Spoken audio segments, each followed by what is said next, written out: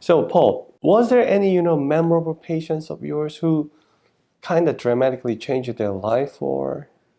When I look at some of my most memorable patients, I look at the youngest guy that I ever did, who was 21, and I did his uncle, his brother, and his father, because they had some genetic venous leak problem.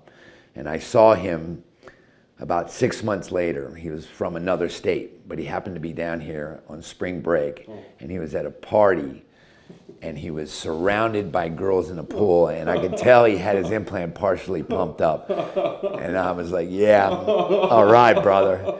And he had thumbs up to that 21-year-old. And then the 95-year-old, who was a fella that flew me to Mexico City to do his implant.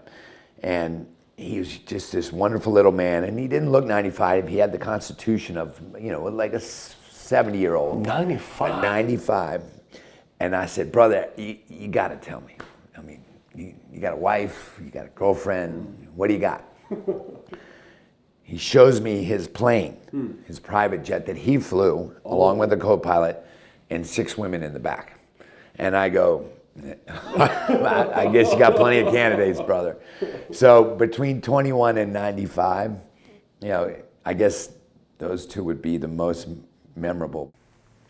One of my guy was 21, like yours. Yeah, 21.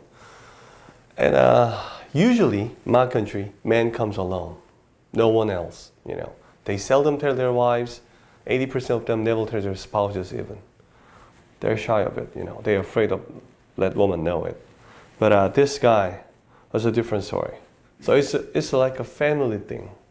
His mother, his father, and every one of his family members came all to my, small practice. And they crowded, my practice. Why? Because it's a 21 years old. Mother was feeling so guilty about it.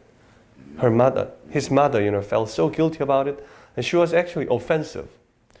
Why you tell my son has a problem? Why are you telling my son has a problem? Did I made him bad? Did I give a bad birth? Did I give a bad influence? No, it's nothing like that.